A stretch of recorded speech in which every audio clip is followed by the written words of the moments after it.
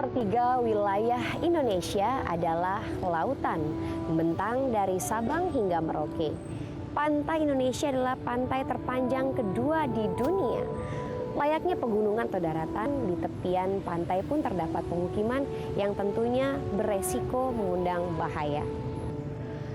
Bahaya yang paling dekat dengan mereka yang tinggal di tepian pantai adalah gelombang tsunami, seperti yang dialami oleh keluarga Hidayat yang tinggal di tepian pantai Pangandaran, Jawa Barat. Masih segar diingatan kita pada saat itu tanggal 17 Juli 2006 diawali dengan gempa tektonik berkekuatan 6,8 skala Richter dengan kedalaman 30 km dan berpusat 150 mil di selatan pantai Jawa Barat ini menggulung pemukiman di sekitarnya dan juga keluarga Hidayat. Namun anehnya, Teti sang istri bersama anak-anaknya ditemukan selamat. Sungguh kisah yang sangat menarik. Anda penasaran? Ini dia kisahnya.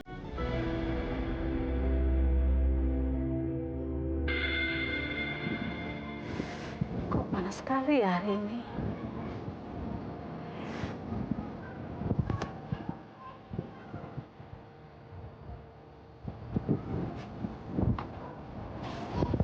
Assalamualaikum. Waalaikumsalam. Loh, kok Pak? Udah pulang? Kan ini masih siang. Nggak ada apa-apa kok, Bu. Bapak udah izin sama pemilik tambak. Tapi kenapa Bapak kelihatannya sudah berkeringat? Ada apa, Pak?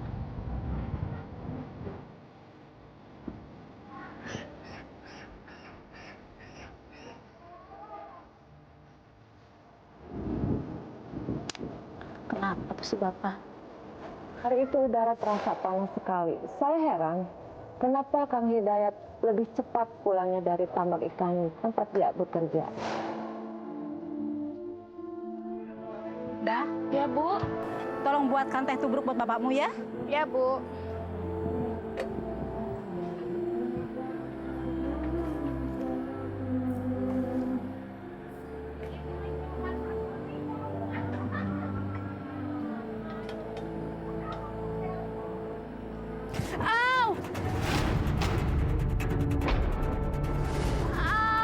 Kenapa, Dah? Kenapa?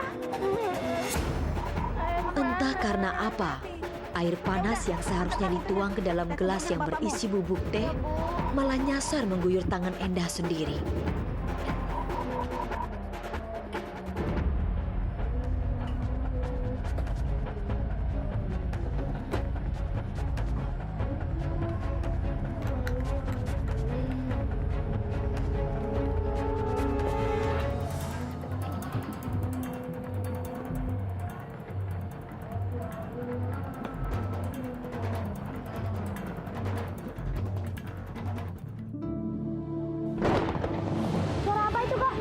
Tahu tuh. Cepat. Iya. Saya sangat ketakutan. Di tengah cuaca yang terang, kok ada suara seperti ledakan bom atau suara petir.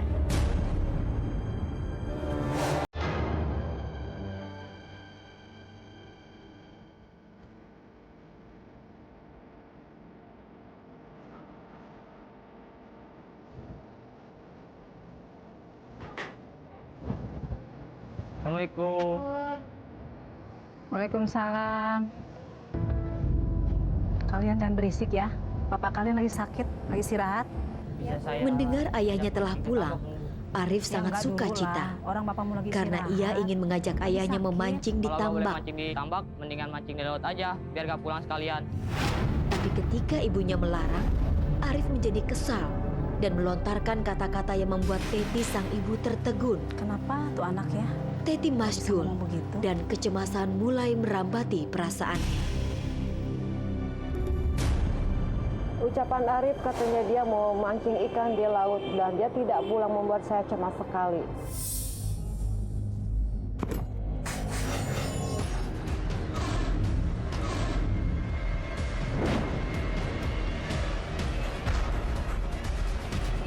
Karena kesal dilarang mengajak mancing sang ayah, Arif seperti hilang kontrol. Tanpa menyadari ada sang kakak yang berjalan di depannya, Arif terus berlalu ke arah dapur. Pak, Bapak, Panit Pak, tehnya Pak diminum.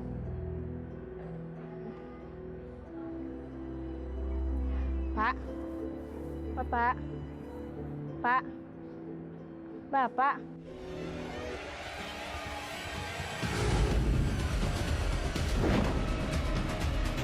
Bapak!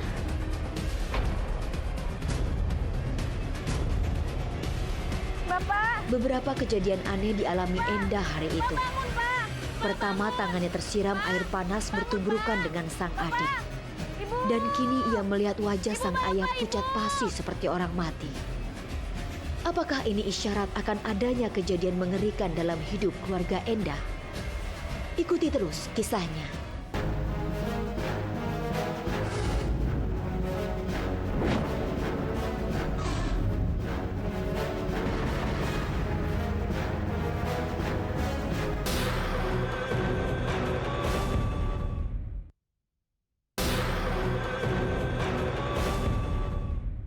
Ibu! Pak bangun, Pak! Pak bangun! Ada apa, Ndah? Bapak kok pucat ya, Pak? Bapak nggak apa-apa. Bapak nggak apa-apa? Nggak apa-apa. Ada apa, Endah? Kamu kok teriak-teriak? Ada apa? Enggak kenapa-napa, Bu. Ada apa, Pak? Kenapa Anda teriak-teriak?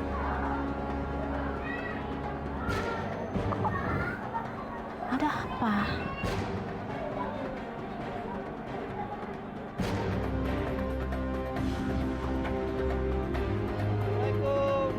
Assalamualaikum. Pak Hidayat. Pekerjaan Hidayat Pak sebagai penjaga dan pemelihara tambak ikan membuat dirinya sering dimintai tolong oleh pemilik tambak untuk membersihkan atau terkadang menguras isi tambak. Seperti sore itu, Hidayat diminta bantuannya oleh seorang warga untuk membersihkan tambak ikan. Hidayat pun menyanggupi. Waalaikumsalam. Bapak ini gimana sih? Kenapa Papa mesti nyanggupin untuk bantuin mereka? Bapak kan masih sakit. Protes Kalau ada Teti apa-apa tak Bapak ditanggapi serius oleh Hidayat. Teti sebenarnya kasihan kepada sang suami yang terlihat kurang enak gimana? badan. Diomongin kok malah. Hingga ia tak menyetujui jika suaminya bekerja membersihkan tambak ikan.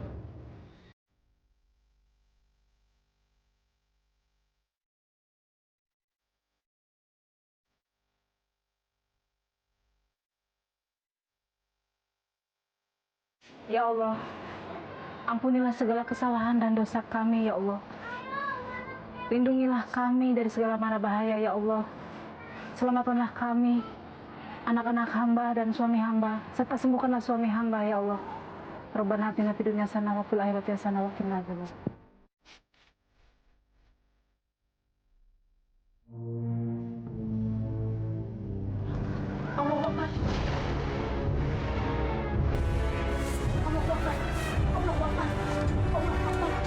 Kami betul-betul panik.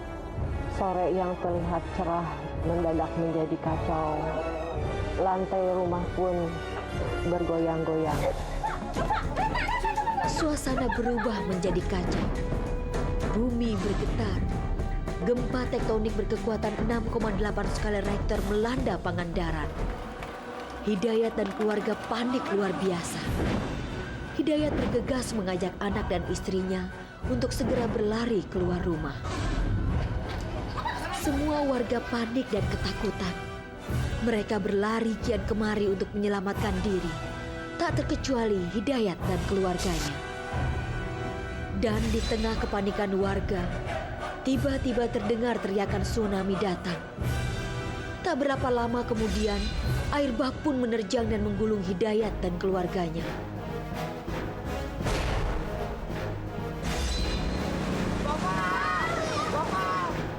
Mereka jadi cerai-berai.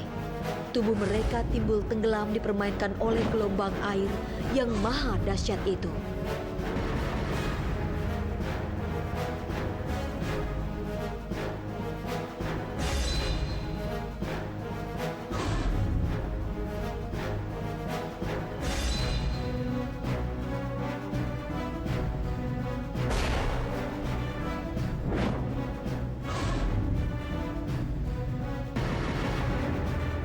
Usaha Hidayat untuk menyelamatkan diri sia-sia. Tubuhnya terseret arus gelombang. Pegangan tangannya terlepas dari genggaman tangan Endah, anaknya. Disaksikan oleh Endah, tubuh Hidayat tenggelam terseret air bah. Sementara itu, gelombang air yang dahsyat terus menggulung Teti dan anak-anaknya.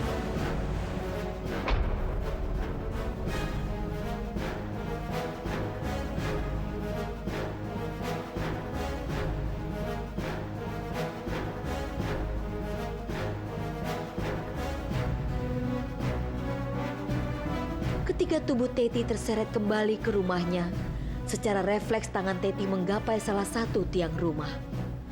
Dan dengan sisa-sisa tenaga yang ada, Teti berusaha melindungi anak-anaknya dari terjangan gelombang air yang ganas. Teti hanya pasrah dan tiada henti bibirnya melantunkan zikir. Amukan air seperti tak pernah berhenti. Teti terus berjuang mempertahankan hidupnya dan hidup anak-anaknya. Sampai akhirnya air pun surut secara perlahan. Teti erat berpegangan pada sebuah tiang rumah sambil memeluk Ratna. Sementara Arif dan Endah memeluk tubuh Teti.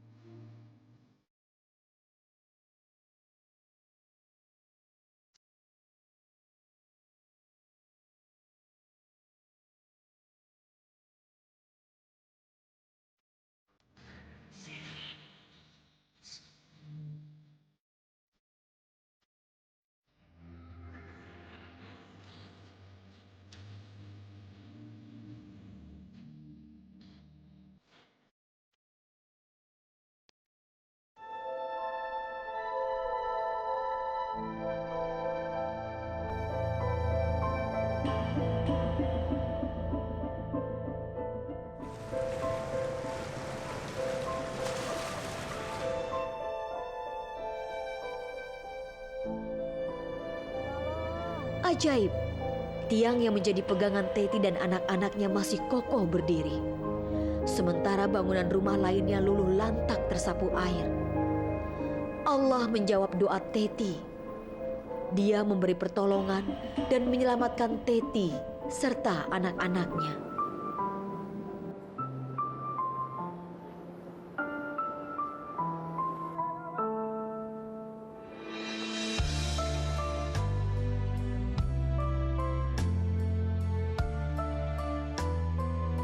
Sungguh ajaib saya dan anak-anak bisa selamat dari terjangan tsunami. Meskipun suami saya hilang, tapi saya bersyukur bisa hidup bersama anak-anak sampai sekarang. Hari berjuta kesalahan, berlapis kesombongan, selalu saja datang menghampiri. Langkah yang rapuh, jiwa yang lemah, segala salah adalah milik kita. Segala puji Lebih baik kenal letusan Gunung Merapi daripada harus pulang lagi.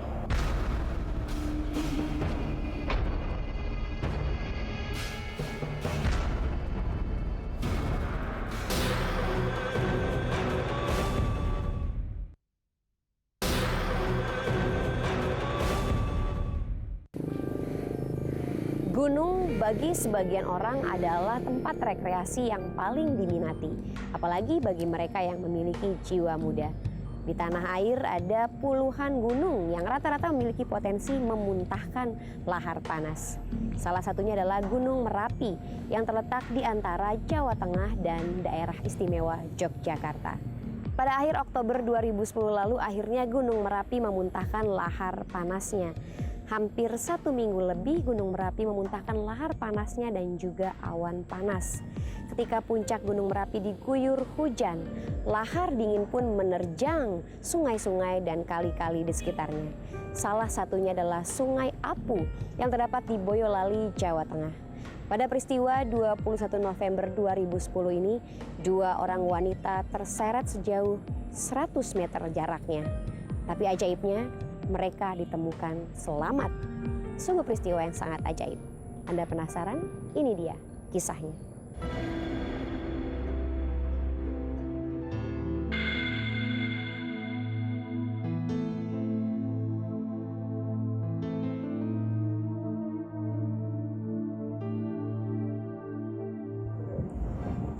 Kenapa tak Bu hari ini Ibu kelihatan bisa banget? Itu loh, Ibu mikirin Pak Lemu Marno. Ibu takut dia itu kenapa-napa. Lastri memang sangat sayang pada ibunya. Mengetahui ibunya gelisah memikirkan adiknya yang tinggal di desa Telogolele, sebuah kawasan yang juga terkena dampak erupsi Gunung Merapi. Lastri segera menyanggupi untuk menengok adik ibunya itu yang merupakan Pak Li-nya. Saya memang tidak tega melihat ibu memikirkan Pak Lemarno. Sejak kejadian Merapi meletus, ibu memang tidak pernah mendapat kabar tentang Pak Le.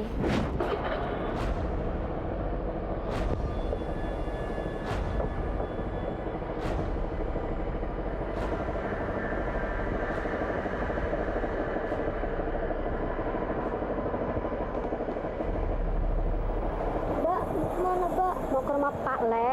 Wah, aku ikut. Mengetahui kakaknya hendak menengok kerabat mereka, Nemo sang adik ingin ikut. Tapi mendadak perasaan Lastri gelisah hingga ia melarang sang adik untuk ikut. Meskipun Nemo merengek-rengek agar diperbolehkan ikut, Lastri bergeming dan tetap melarang Nemo ikut dirinya. Aku ikut, Mbak. Gak boleh, kamu ngeyel banget sih. Pokoknya mau ikut. Gak boleh. Ada apa sih ini? Ini Bu, Nemo seperti tak mau mengerti. pengen ikut ke rumah Pak Ia Le. terus mendesak agar kakaknya mau mengajaknya pergi. Kamu nggak usah ikut. Wuri sang ibu yang mendengar keributan antara Nemo dan Lastri mendukung pendapat Lastri, yakni tak mengizinkan Nemo ikut Lastri. Dibilangin kok kamu gitu. Udah, mendingan kalian masuk semua.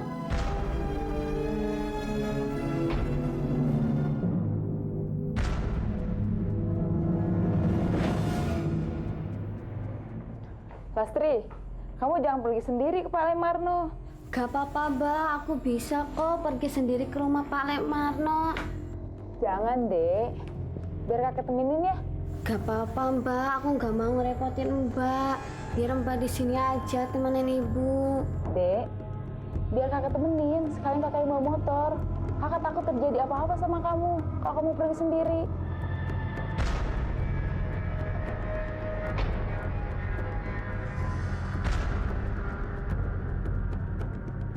Hari itu perasaan saya memang tidak enak. Jadi ketika adik saya ingin ikut, saya melarangnya. Tapi ketika kakak saya ingin ikut, saya tidak bisa menolaknya.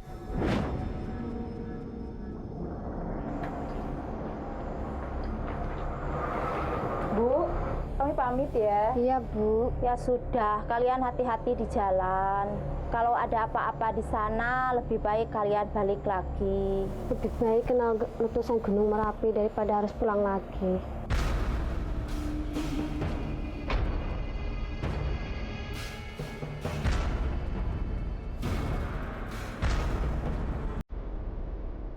Yaudah Bu, kita pamit ya. Ya, kalian hati-hati di jalan.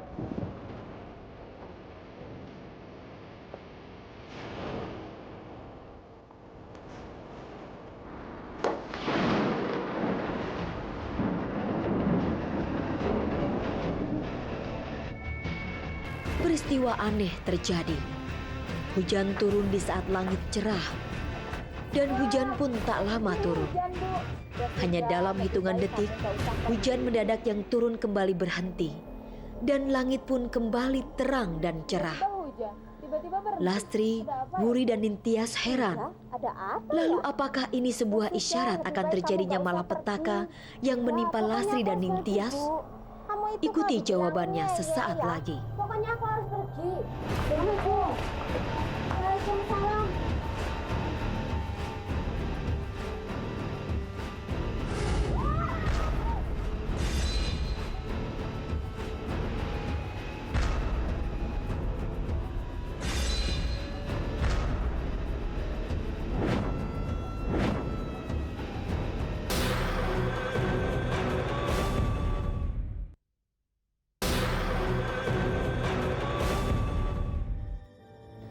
Lastri seperti menikmati perjalanannya. Tak henti-hentinya ia menggoda Ningtyas kakaknya. Akibatnya, motor yang dikendarainya sering oleng.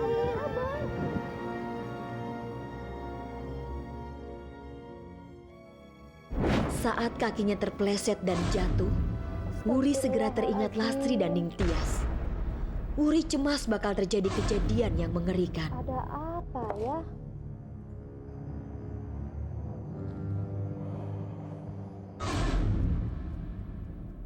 Wati tak segera mencuci. Ia tak jadi mencuci dan meletakkan ember cuciannya dan segera bergegas mengambil air wudhu.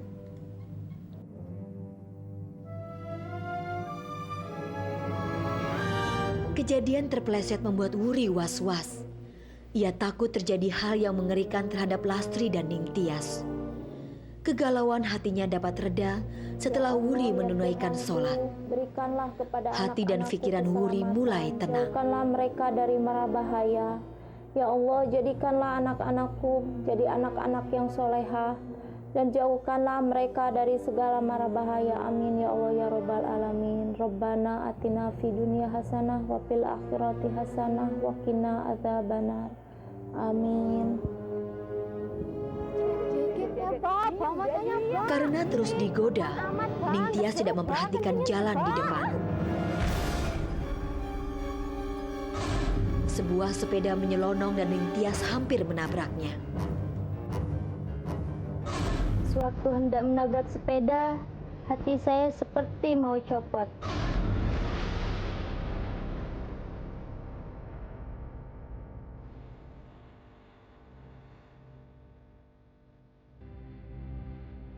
Tak kala Lastri tiba di atas jembatan Kali Apu, banjir lahar mulai memenuhi permukaan air di Kali Apu. Lastri dan Ningtyas jadi ngeri melihatnya. Ada banjir habis.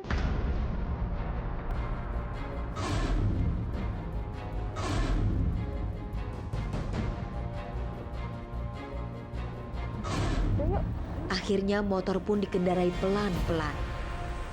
Ketika motor tepat berada di atas jembatan, mendadak mesin motor mati. Bersamaan dengan itu, banjir lahar dingin mulai menggerus kaki jembatan. Apanya sih? Coba periksa. Periksa. Coba apanya kok jadi mogok gini sih? Coba periksa.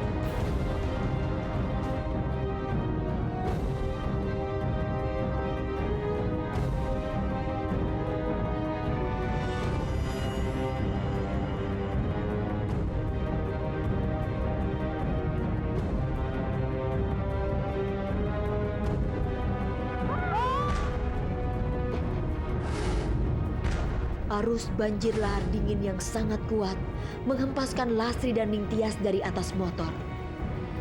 Lastri dan Ningtyas pun terseret arus lahar dingin.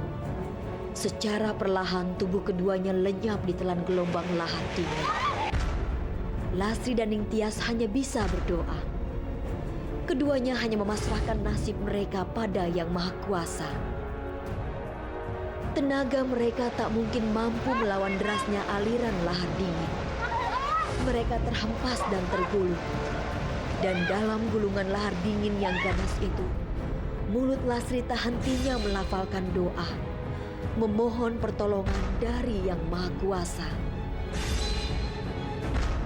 Di tengah kepasrahan dan di tengah keyakinan akan doa-doa yang mereka lantunkan, Yang Maha Kuasa pun memberi pertolongan kepada Lastri dan Ningtyas. Entah dari mana asalnya, sebuah gedebong pisang jatuh dekat mereka. Dengan berpegangan pada gedebong pisang tersebut, Lastri dan Ningtyas pun selamat.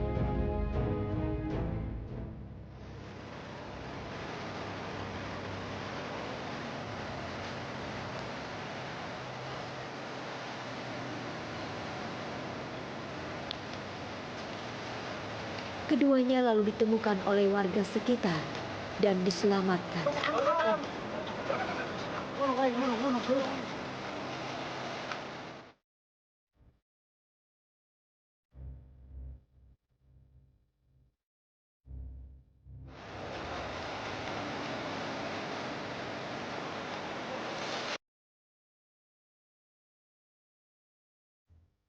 Sulit dipercaya, dalam gulungan arus lahar dingin, saya dan kakak saya masih bisa hidup dan selamat. Saya tidak tahu dari mana gedebong pisang itu datang. Tapi saya yakin itu bentuk pertolongan dari Allah Subhanahu wa Ta'ala untuk menyelamatkan kami.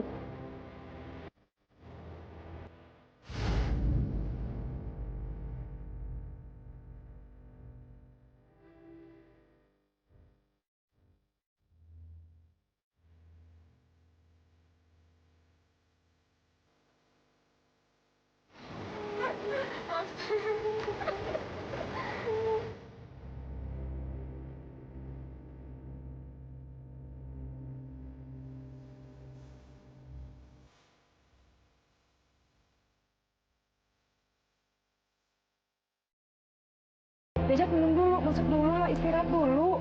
Lamaan, Bu. Kalau pakai minum dulu nanti keburu mati lagi.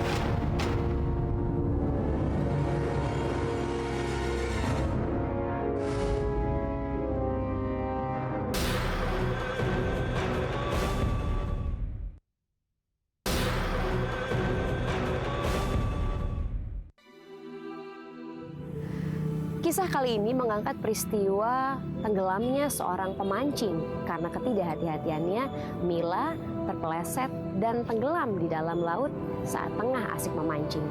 Kaki Mila terjepit dalam sela-sela batu karang. Dalam peristiwa ini tak ada seorang pun yang mengetahuinya. Semalam suntuk Mila berada dalam lautan. Tapi ajaibnya, keesokan harinya Mila diketemukan selamat. Keajaiban apakah yang menyelamatkan Mila? Ini dia kisah selengkapnya.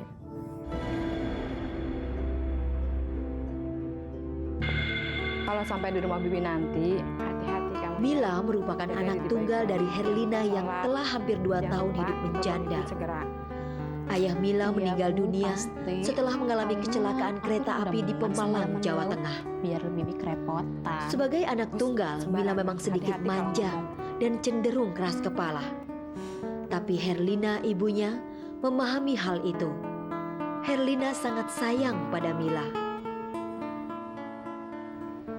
Hari itu, Mila hendak berlibur ke rumah bibinya di Pangandaran, Jawa Barat. Ia tengah menunggu sepupunya yang bermaksud menjemput Mila. Tapi sekian waktu ditunggu, orang yang berjanji menjemput Mila tak kunjung datang. Gadis itu mulai terlihat tak sabar.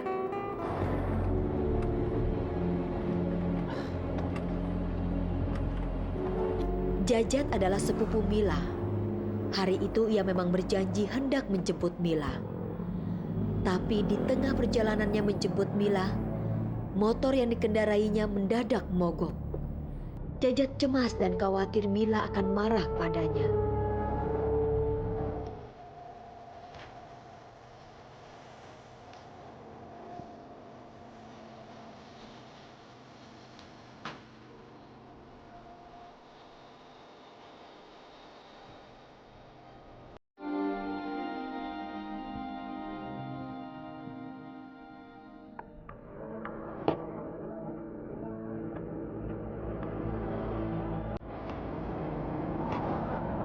Alhamdulillahirrahmanirrahim, ya Allah.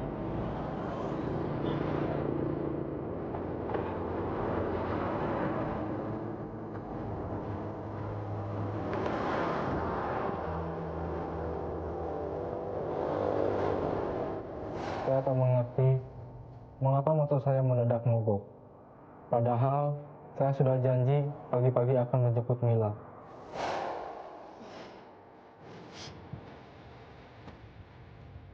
Herlina yang mengetahui watak anaknya yang keras berusaha menyabarkan Mila. Herlina memujuk agar Mila tetap sabar menunggu Jajat.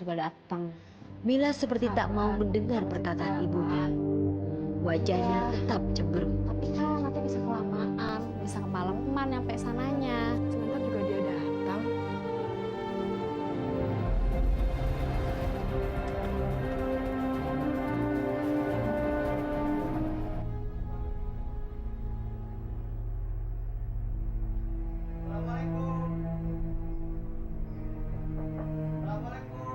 Waalaikumsalam. Kedatangan Jajat yang memang ditunggu-tunggu membuat Mila tak sabar ingin segera berangkat. Tunggu dulu. Herlina mencoba mengingatkan bahwa Jajat baru datang dan perlu Pakai istirahat. minum dulu, nanti keburu mati lagi.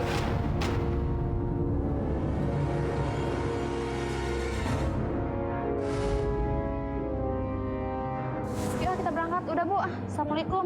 Tapi Mila seakan tak peduli. Ia bahkan melontarkan kata-kata yang membuat Herlina kaget dan cemas.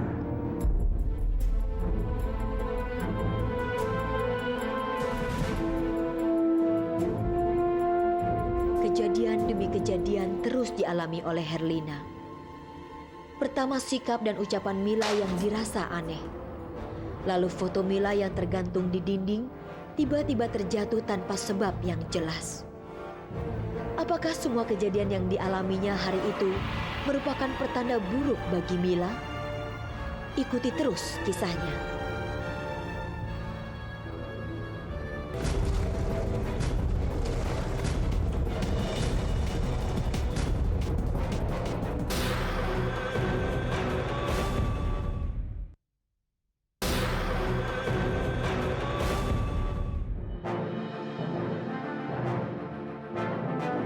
Jat, pelan banget sih kamu bawa motor. Mila memaksa Jajat untuk ngebut. Ya, tenang aja. Meski Jajat menolak, Mila terus Iya, memaksanya. Iya, cepet sih. Ya, anak kesabaran amat. Iya, cepet.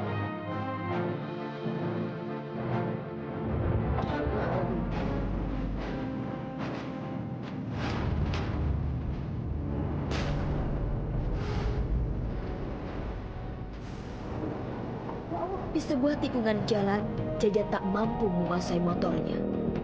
Akibatnya, Jajat dan Mila hampir mengalami kecelakaan. Hampir saja. Untung saja Jajat mampu menguasai Ada keadaan. kucing lewat.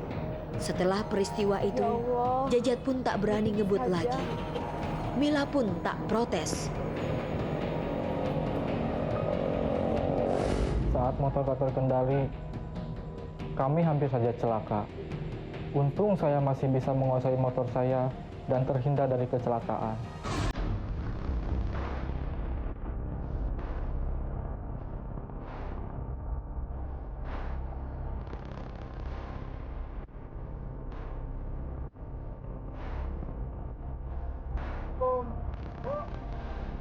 Waalaikumsalam.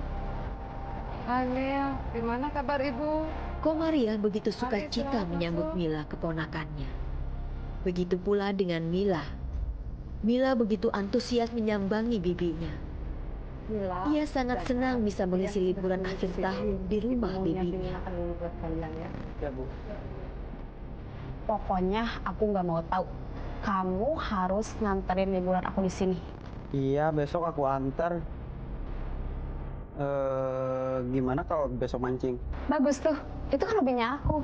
Sekarang aja yuk mancingnya yuk. Sabar dikit, apa sih? Ayo sekarang. Sabar lah. Sekarang udah sore. Besok kan bisa kita berangkat pagi.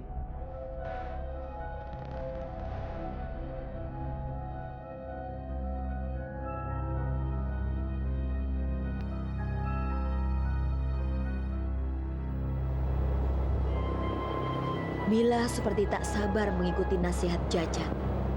Diam-diam ia pergi sendirian ke laut dan bermaksud memancing. Tanya. Oh iya, boleh. Kalau arah ke laut, di sini kemana ya? Ke laut, ngapain? Aku mau mancing. Mancing? Oh. Lurus aja, terus belok kanan. Oh, makasih ya Mbak. Oh iya, kenalin. Aku Mila. Oh, saya Santi. Oh, makasih.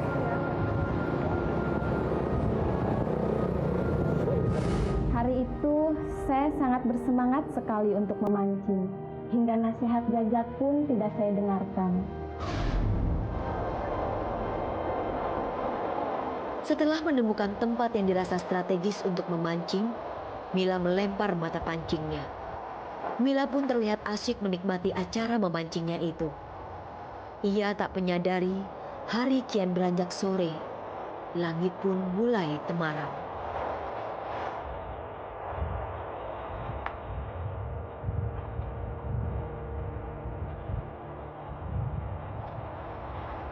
Beberapa lama menunggu, mata kailnya tak juga dimakan ikan. Mila bermaksud pindah tempat, tapi apa lacur, kakinya terpeleset. Mila terjungkal dan masuk ke dalam laut. Tubuh Mila langsung tenggelam meluncur ke dasar laut. Mila sendirian, tak ada orang yang mengetahui keberadaannya. Mila berusaha membebaskan kakinya yang terjepit karang, tapi sia-sia. Berkali-kali ia menarik kakinya, tapi tetap tak bisa.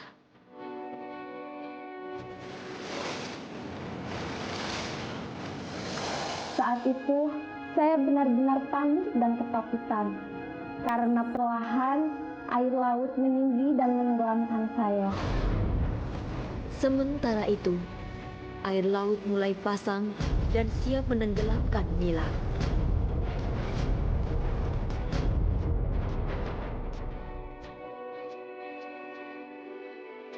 Dalam kesendiriannya di tengah laut dan di malam yang gelap, Mila hanya pasrah dan tiada hentinya berdoa.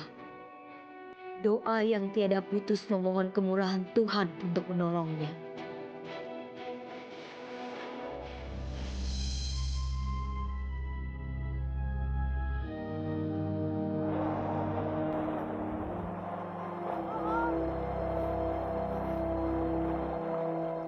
Dan di saat kepasrahannya, pertolongan Tuhan datang. Sesuatu yang ajaib terjadi. Tubuh Mila tak pernah tenggelam. Meski air laut pasang dan semakin meninggi dan meninggi. Padahal jelas kaki Mila terjepit karang dan ia tak bisa membebaskan diri.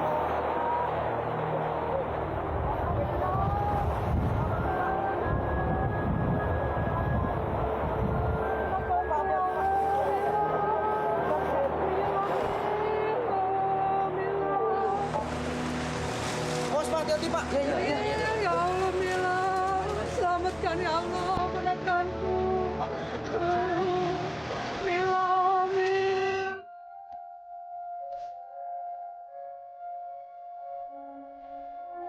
Mila, bangun Mila.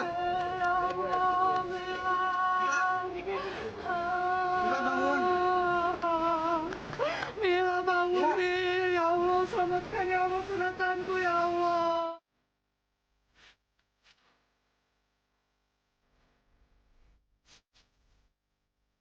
Mila, Mila sadar Mila.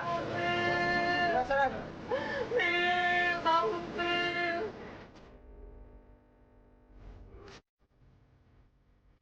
Tuhan Maha Pemurah. Dia menolong Mila dengan cara yang ajaib. Pengalaman yang menakutkan. Saya sungguh tidak percaya air laut yang pasang tidak menenggelamkan saya. Saya yakin itu pasti pertolongan dari Allah. Saya jelas khawatir ketika mengetahui Mila hilang semalaman. Untung ada Siti yang memberitahu kami. Tuhan Maha mengetahui dan Maha melihat. Tuhan tahu mana hamba-hambanya yang harus ditolong dan mana hamba-hambanya yang selalu dekat dengannya. Kita hanya perlu yakin bahwa Tuhan selalu menolong kita, asalkan kita selalu mengingatnya dimanapun kita berada. Keajaiban apalagi yang akan kita saksikan di episode selanjutnya? Tetaplah terus di program ini dan yakinlah bahwa miracle itu ada.